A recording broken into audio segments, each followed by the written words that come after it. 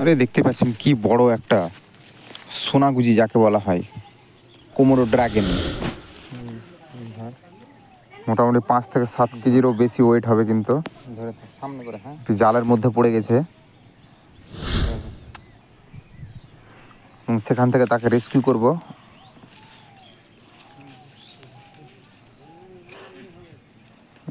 এইসব জাল দিয়ে অনেক কিছু ঘেরে ফসল তৈরি করার জন্য এরকম হয়েছে। কিন্তু দেখতে পাচ্ছেন পুরো মুখ টুক পুরো ব্যান্ড করে পুরো বসে আছে। ও মারা গেছে মনে হচ্ছে, এরকম লাগছে। কি ডেঞ্জারাস দৃশ্য, মরে গেছে বুঝতে পারা যাচ্ছে, কিন্তু মনে হচ্ছে যে জিন্দা আছে।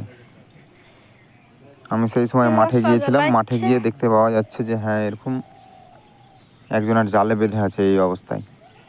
তখন সেখানে যাই, দিয়ে সেখান থেকে সাপটাকে রেস্কিউ করি।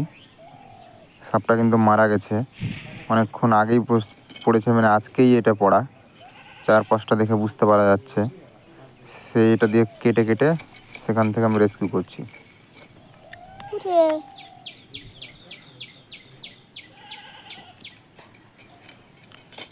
প্লিজ বন্ধুরা লাইক করবেন এবং চ্যানেলটা অবশ্যই সাবস্ক্রাইব করবেন কিন্তু এরকম ভিডিও দেখার জন্য। আর এই যে এই সাপগুলো দেখতে পাচ্ছেন, এই সাপগুলোকে অনেকে বলে যে হ্যাঁ এই সাপের মধ্যে প্রচণ্ড পরিমাণে বিষ আছে। এই সাপের মধ্যে সেরকম বিষ নাই, এর হচ্ছে লালাতে বিষ, এক ধরনের লালা ঝরবে। আর জীবের মধ্যে থেকে এনজাইম, এক ধরনের এনজাইম থাকে, সেই এনজাইম মানে হচ্ছে বিষ। সেই বিষ থেকে যদি কোনো জায়গায় কামড়ায় তাহলে সেখান থেকে ইনফেকশন হতে পারে, সেই জায়গাটা প্রচণ্ড পরিমাণে চুলকায়। কিন্তু যে ক্ষতি হবে এটা কোনো না। একমাত্র যেমন হচ্ছে কচু শাক খেলে যেমন হয়, সেরকম কচু শাকের মতো মুখ কুটকুট করে, ও সেরকম সেই জায়গাটা কুটকুট করবে। আর বনের মধ্যে দেখেছেন যে হ্যাঁ একে কামড়েছে, বড় বড় মোষ খেয়ে নিচ্ছে। মোষ খাচ্ছে কি জন্য, কারণ অনেকবার কামড়াচ্ছে মোষকে। মোষের তো 2টো পায়ে বা 4টা পা হিসাবে আছে, এবার যখন কোনো জায়গায় কামড়াচ্ছে, এমনিতে মোষটা অসুস্থ অবস্থায় থাকে, তার মধ্যে কামড়ালে সেই জায়গাটা আবার হয়ে যায়, আস্তে আস্তে অবশ হয়ে যায়, তখন উপস যায়, তখন আর উঠতে পারে না। তখন মোষকে 8-10টা কোমোডো ড্রাগন মিলে খেয়ে নেয়। কত বড় দেখতে পাচ্ছেন, পুরো কুমিরের মতো নিয়ে গেলাম।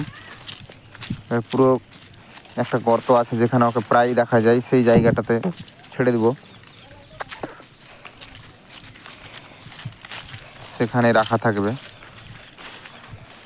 প্লিজ বন্ধুরা লাইক করবেন এবং চ্যানেলটা অবশ্যই সাবস্ক্রাইব করবেন। কিন্তু সেই ডেঞ্জারাস দৃশ্যই বলা যায়, বিশাল বড় কিন্তু কোমোডো ড্রাগন বা গুজি সাপ যাকে বলা হয়।